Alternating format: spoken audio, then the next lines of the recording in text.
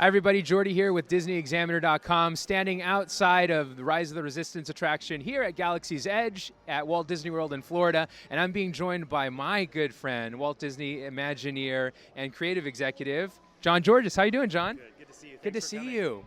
So we were just in line for the attraction, and you were right behind us with other Imagineering colleagues that you had, Right. including Scott Trowbridge. Yes. And it was interesting to see because I don't think I see Imagineers going through their own attractions and seeing and enjoying it. So what were you guys looking at? How were you feeling? The ride is about to open. What's going through your head right now? So, I mean, honestly, this has been a 5-year journey in the making, right? And we've started this project literally over 5 years ago in blue sky to, imagine what could this be? What kind of a signature Star Wars experience could we make together? And we actually, in that group you were just referencing, had Doug Chiang from Lucasfilm with us. And the wonderful thing is we've had this incredible collaboration with the Lucasfilm filmmakers, their art department, their story team, ILM, since day one. So that was Doug's first ride on the attraction. Wow. So he was being interviewed just nearby, and it was his first chance to ride. So we were so excited to be on this attraction with him after this 5-year journey together. Right. And so what was his initial thoughts on that? Wow. You were asking what were we looking at? I was looking at Doug, watching the attraction a lot just to see what his reaction was. It was also really exciting because we've been riding this for months in different phases, but usually in very small groups. Today is the first day we've actually had rooms full of people, the entire transport ship full of other guests. And just to feel the energy of all of that is really exhilarating for all of us. Awesome, and congrats on everything. I got the chance to enjoy the attraction already, and I think there's one thing that I think I told you before going on camera that I got out of it, and the one word that comes to mind is just anticipation. Like it's when you're watching a movie and there's like a 3-act structure and you're kind of building to the point where the action climaxes and then you have resolution, Right. and you're experiencing just the Star Wars story in that way. Is that the goal of what you guys were trying to do, and just waiting and waiting and waiting, having people wait and then ultimately get that feedback? Right. I think ultimately the goal was to put them in a fully immersive, long play experience where they were completely transported.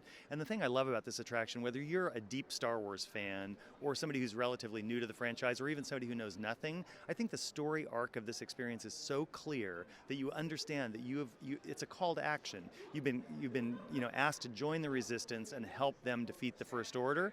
And again, regardless of your level of knowledge or depth of knowledge, you can do that. And I think the adventure, because you physically move through different spaces along the way, some of them are very compressed and some of them are very, very expansive, but it's an incredible physical journey that you're actually taking even before you get on the ultimate sort of the ride system, the finale at the end. Right. And 3/4 of, I would arguably, the ride is the queue.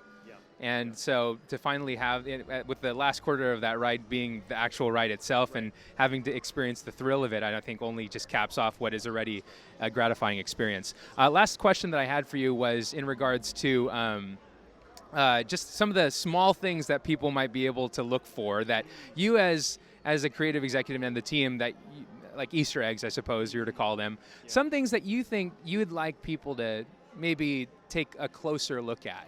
And maybe take some time to do that. I know it's going to probably take a whole bunch of different iterations of getting on the ride and riding it multiple times, but is there anything that you feel like just has so much value to it that you would like for folks to see while they're here?